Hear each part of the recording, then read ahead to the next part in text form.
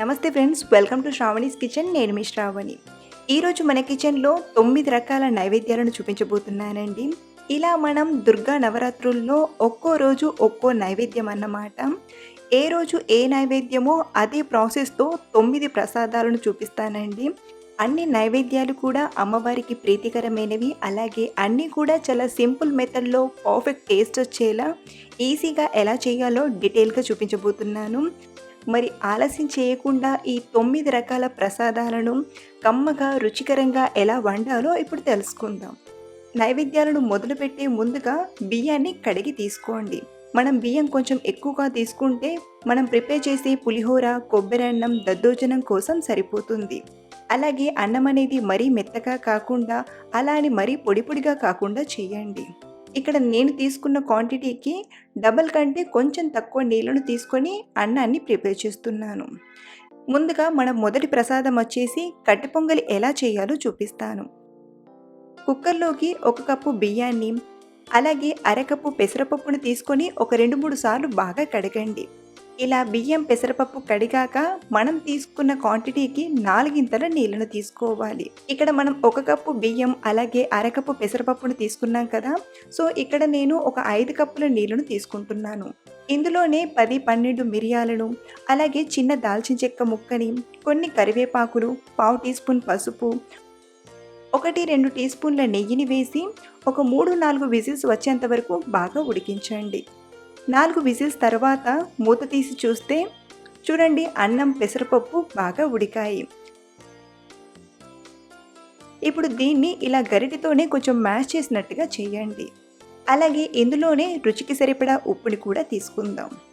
అయితే మనకు కట్టె పొంగల్ అనేది కాస్త చల్లారాక గట్టిగా ముద్దలా అవుతుంది. అలా అవ్వకుండా ఉండడానికి 1 కప్పు వరకు నీళ్ళను తీసుకొని బాగా కలిపి ఒక 2-3 నిమిషాలు ఉడికించండి. ఇది ఉడికేలోపు మరో పక్కన పోపు గిన్నెలోకి ఒక 2 టేబుల్ స్పూన్ల నెయ్యిని తీసుకొని, నెయ్యి వేడయ్యాక 1/2 టీ స్పూన్ చొప్పున శనగపప్పు, మినప్పప్పు, అలాగే ఆవాలను, పావు టీ స్పూన్ జీలకర్రను తీసుకొని ఫ్రై చేయండి.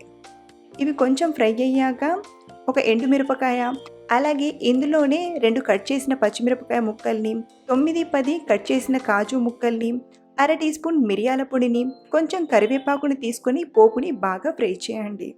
మీరు కావాలంటే ఇందులో కొంచెం ఇంగువనైనా తీసుకోవచ్చు. ఇలా పోపుని బాగా ఫ్రై చేశాక పక్కన ఉడుకుతున్న కట్టె పొంగల్లో వేసి బాగా కలపండి.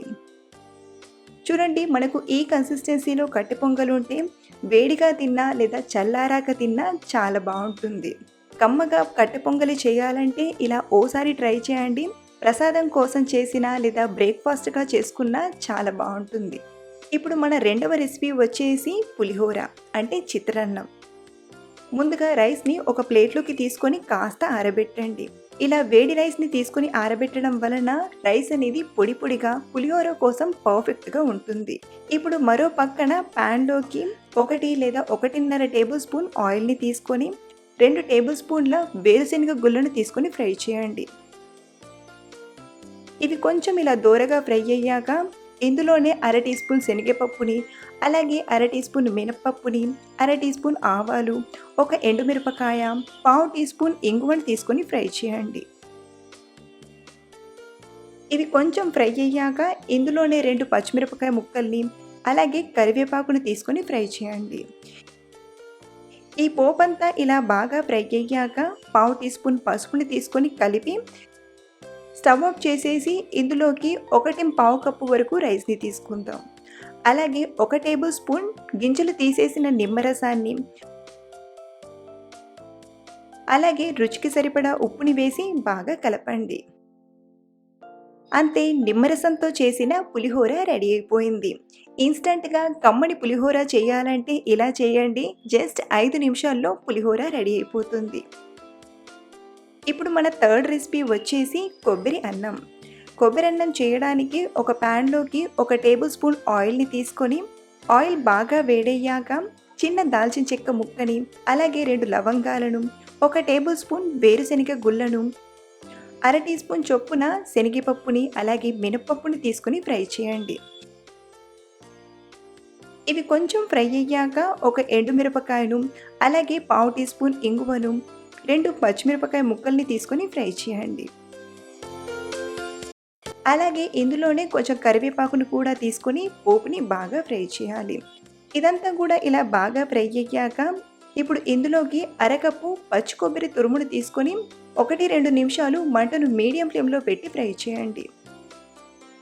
ఇలా 1-2 నిమిషాలు ఫ్రై చేశాక ఇప్పుడు ఇందులోకి రుచికి సరిపడా ఉప్పుని, అలాగే 1 కప్పు ఉడికించిన అన్నం తీసుకొని బాగా కలపండి.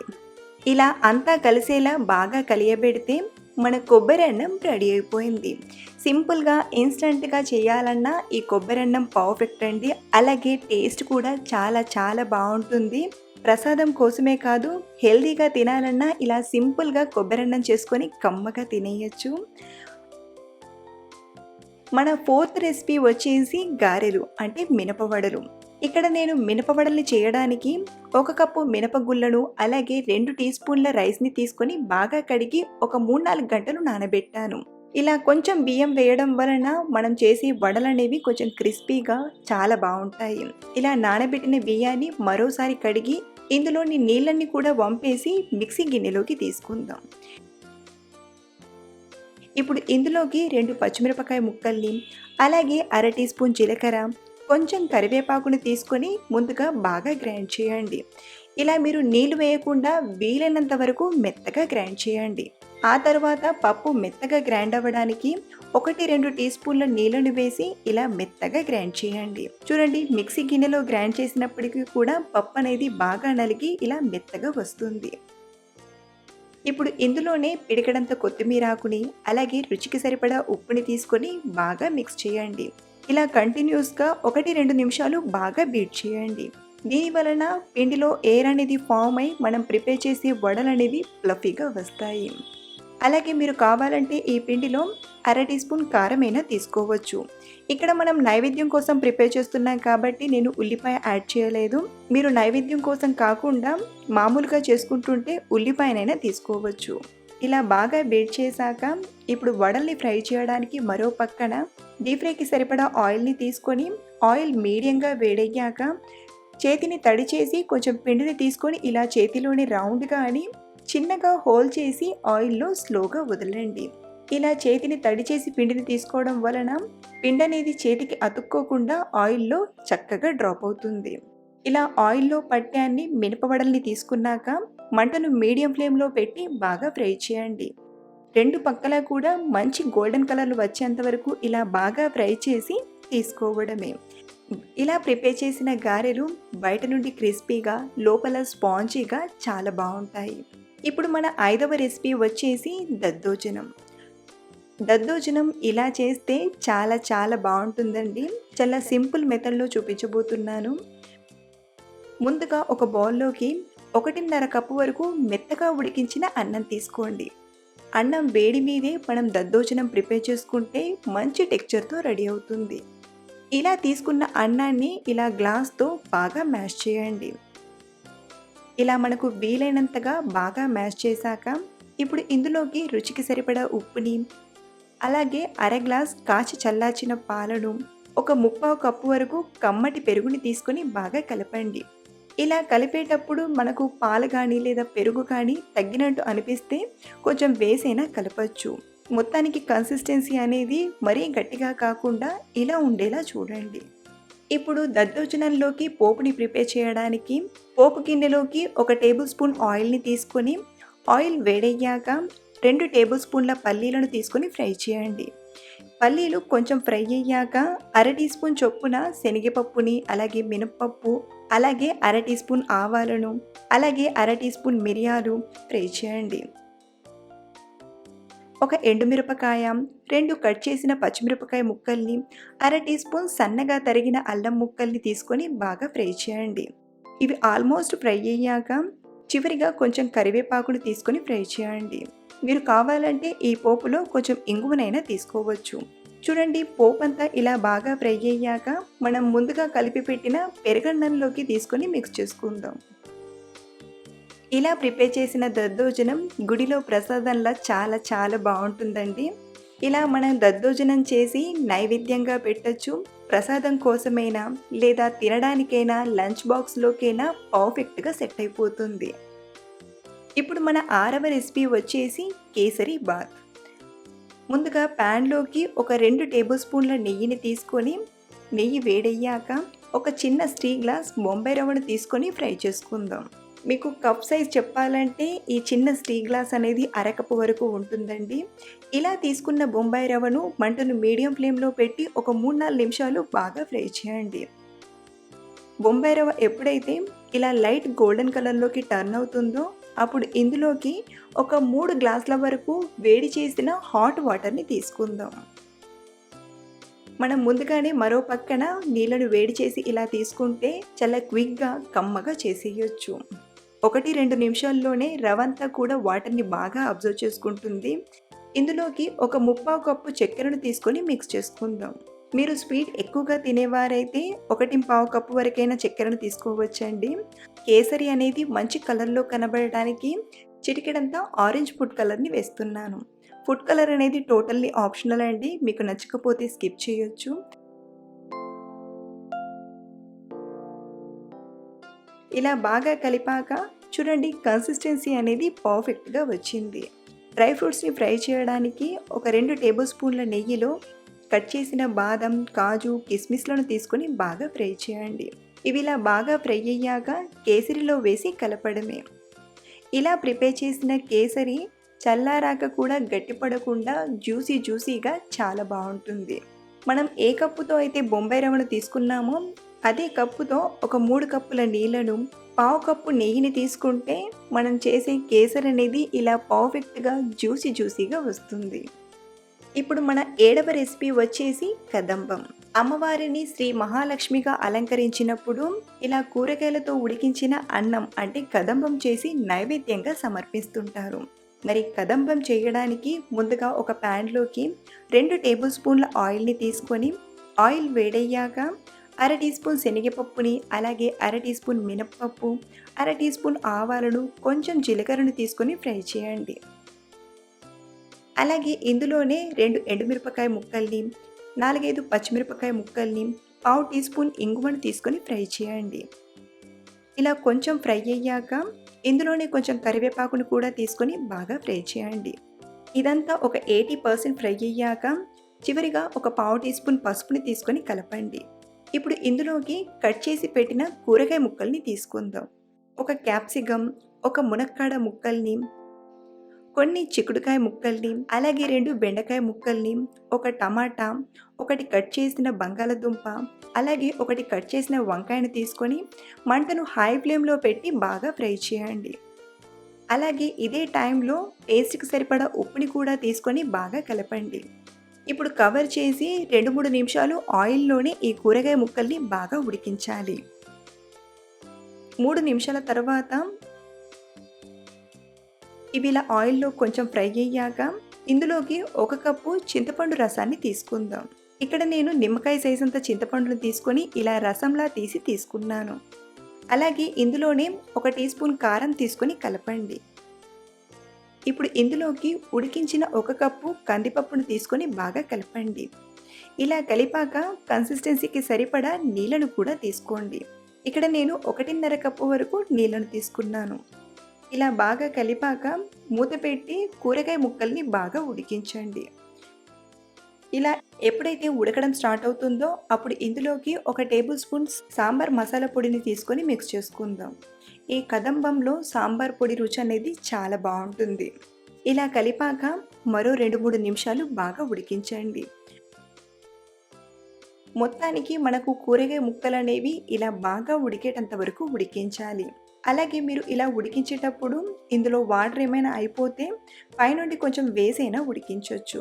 1 కప్పు వరకు మెత్తగా ఉడికించిన అన్నం తీసుకొని మిక్స్ చేసుకుందాం. అలాగే ఇందులోనే కొద్దిగా కొత్తిమీర తురుమును కూడా తీసుకొని బాగా కలపండి. ఇలా కలిపాక మళ్ళీ మూత పెట్టి ఒక 2, 3 నిమిషాలు లో ఫ్లేమ్‌లో ఉడికించండి. దీని వలన మనం యాడ్ చేసిన రైస్‌కి ఉప్పు, కారం, మసాలాలు బాగా పడతాయి. 3 నిమిషాల తర్వాత చూడండి గుమగుమలాడుతూ కదంబం రెడీ అయిపోయింది. ఇప్పుడు స్టవ్ ఆఫ్ చేసేసి పక్కకు తీసుకోవడమే. ఇప్పుడు మన 8వ రెసిపీ వచ్చేసి చక్కెర పొంగలి. చక్కెర పొంగలి చేయడానికి స్టవ్ ఆన్ చేసి కుక్కర్ని తీసుకోండి. 1 టేబుల్ స్పూన్ నెయ్యిని తీసుకొని నెయ్యి వేడయ్యాక పావు కప్పు కడిగిన పెసరపప్పుని తీసుకొని ఫ్రై చేసుకుందాం. ఇలా ఒక 2 నిమిషాలు పెసరపప్పుని బాగా ఫ్రై చేశాక ఇందులోనే ఒక ముప్పావు కప్పు కడిగిన బియ్యం తీసుకొని మరో 2-3 నిమిషాలు ఫ్రై చేయండి. ఇలా ఫ్రై చేయడం వలన చక్కెర పొంగలి రుచి అనేది చాలా బాగుంటుంది. ఇలా 2-3 నిమిషాలు బాగా ఫ్రై చేశాక ఇప్పుడు ఇందులోకి ఒక 2 కప్పుల నీళ్ళను తీసుకోండి. అంటే ముప్పావు కప్పు బియ్యం, పావు కప్పు పెసరపప్పు కదా, దానికి డబల్ అమౌంట్గా ఇలా నీళ్ళను తీసుకొని ఒకసారి బాగా కలిపి ఇప్పుడు కుక్కర్ మూతకున్న రబ్బర్ని విజిల్ని పెట్టి ఇలా క్లోజ్ చేసి ఒక 2-3 విజిల్స్ వచ్చేంత వరకు ఉడికించండి. ఈ పప్పు బియ్యం ఉడికేలోపు మరో స్టవ్ పైన ఒక గిన్నెలోకి ముప్పావు కప్పు వరకు బెల్లాన్ని అలాగే పావు కప్పు చక్కెరను తీసుకుందాం. మీరు కావాలంటే ముప్పావు కప్పు చక్కెరను అలాగే పావు కప్పు బెల్లం తీసుకోవచ్చండి. ఇక్కడ నేనైతే కొంచెం బెల్లం క్వాంటిటీని పెంచి చక్కెర క్వాంటిటీని తగ్గించాను. అలాగే ఇందులోనే అరకప్పు నీళ్ళను వేసి బెల్లాన్ని బాగా కరిగించండి. ఇలా బెల్లం పూర్తిగా కరిగిపోయాక స్టవ్ ఆఫ్ చేసేసి రెడీగా పక్కన పెట్టండి. 2 విజిల్స్ తర్వాత కుక్కర్లోని గాలంతా నార్మల్గా పోయాక మూత తీసి చూస్తే చూడండి పప్పు బియ్యం బాగా ఉడికాయి. ఇప్పుడు ఇందులోకి మనం కరిగించిన బెల్లం నీళ్ళను వడకట్టి తీసుకుందాం. మంటను మీడియం ఫ్లేమ్లో పెట్టి మధ్య మధ్యలో కలుపుతూ అన్నం అనేది బెల్లం నీళ్ళను బాగా అబ్జర్వ్ చేసుకున్నంత వరకు ఉడికించండి. చూడండి బెల్లం నీళ్ళను అబ్జర్వ్ చేసుకొని ఇలా దగ్గర పడ్డాక ఇందులోకి పావు టీ స్పూన్ ఇలాచీ పొడిని అలాగే చిటికెడంతా పచ్చకర్పూరాన్ని తీసుకోండి. ఇలా కొంచెం పచ్చకర్పూరం వేయడం వలన గుడిలో ప్రసాదంలా చాలా బాగుంటుంది. ఇప్పుడు ఇందులోకి 2 టేబుల్ స్పూన్ల నెయ్యిలో ఫ్రై చేసిన ఎండు కొబ్బరి ముక్కల్ని అలాగే కాజు, బాదం, కిస్మిస్లను ఇలా బాగా ఫ్రై చేసి తీసుకోండి. చూస్తేనే మనం ప్రిపేర్ చేసిన చక్కెర పొంగలి ఎంత కమ్మగా కుదిరిందో తెలిసిపోతుంది. మీరు కూడా ఓసారి చక్కెర పొంగలిని ఇలా చేసి చూడండి. గుడిలో ప్రసాదంలా కమ్మగా కుదరడం ఖాయం. మన 9వ ప్రసాదం రెసిపీ వచ్చేసి సేమియా పాయసం. సేమియా పాయసం పర్ఫెక్ట్ కొలతలతో పాయసం చల్లారాక కూడా గట్టిపడకుండా ఎలా చేయాలో ఈ వీడియోలో క్లియర్గా చూపించబోతున్నానండి. ముందుగా స్టవ్ ఆన్ చేసి ప్యాన్లోకి ఒక టేబుల్ స్పూన్ నెయ్యిని తీసుకొని నెయ్యి వేడయ్యాక ఒక చిన్న టీ గ్లాస్ అంటే అరకప్పు వరకు సేమియాను తీసుకొని ఫ్రై చేసుకుందాం. ఇలా ఒక 2-3 నిమిషాలు ఫ్రై చేస్తూ ఉండగానే సేమియా అనేది ఇలా బాగా ఫ్రై అయ్యి లైట్గా కలర్ మారుతుంది. ఇప్పుడు ఇందులోకి ఒక 3 గ్లాసుల వరకు వేడి చేసిన నీళ్ళను తీసుకుందాం. ఇలా మనం వేడివేడి నీళ్ళను వేసి ఉడికించడం వలన సేమియా అనేది త్వరగా ఉడుకుతుంది. మొత్తానికి మనం తీసుకున్న సేమియాను ఒక 80% ఉడికించండి. సేమియా అనేది ఇలా ఆల్మోస్ట్ ఉడికాక ఇప్పుడు ఇందులోకి అరకప్పు చక్కెరను తీసుకుందాం. మీకు స్వీట్ ఇంకొంచెం ఉండాలంటే ముప్పావు గ్లాస్ వరకైనా తీసుకోవచ్చు. అలాగే ఇందులోనే ఒక 2 గ్లాసుల వరకు కాచిన పాలను తీసుకుందాం. మీకు పాయసం ఇంకా పల్చగా ఉండాలంటే 3 గ్లాసుల వరకైనా తీసుకోవచ్చు. ఇలా పాలు తీసుకున్నాక ఈ పాయసాన్ని ఒక 3-4 నిమిషాలు మీడియం ఫ్లేమ్లో ఉడికించండి. 3-4 నిమిషాల తర్వాత మన పాయసం అనేది ఆల్మోస్ట్ రెడీ అయిపోయిందండి. చివరిగా ఇందులోకి అర టీ స్పూన్ ఇలాచీ పొడిని అలాగే చిటికెడంత పచ్చకర్పూరాన్ని మనం ఏ స్వీట్లో అయినా సరే అండి ఇలా చిటికెడంత పచ్చకర్పూరం వేయడం వలన ఈ ఫ్లేవర్తో ఆ స్వీట్ టేస్ట్ అనేది నెక్స్ట్ లెవెల్లో ఉంటుందండి. అలాగే ఇందులోనే కొన్ని ఫ్రై చేసిన డ్రై ఫ్రూట్స్ని కూడా తీసుకొని బాగా కలపండి. అంతే, ఇలా ప్రిపేర్ చేసిన పాయసం వేడి మీదే కాదు చల్లారాక కూడా గట్టిపడకుండా ఎప్పుడు తిన్నా చాలా బాగుంటుంది. ఇలా ప్రిపేర్ చేసిన 9 రకాల ప్రసాదాలను నైవేద్యంగా సమర్పించడమే. అమ్మవారికి ప్రీతికరమైన ఈ 9 రకాల నైవేద్యాలను మీరు కూడా తప్పకుండా ట్రై చేయండి. రుచి అనేది చాలా పర్ఫెక్ట్గా కుదురుతుంది. అలాగే చాలా ఈజీగా ప్రిపేర్ చేసేయచ్చండి. సో ఫ్రెండ్స్, టుడే చెప్పుకున్న ఈ 9 రకాల నైవేద్యాల రెసిపీ మీకు నచ్చితే ఒక లైక్ చేసి మీ ఫ్రెండ్స్కి షేర్ చేయండి. అలాగే మీకు ఎలా కుదిరిందో నాతో షేర్ చేసుకోవడం మర్చిపోవద్దు. Thank you for watching.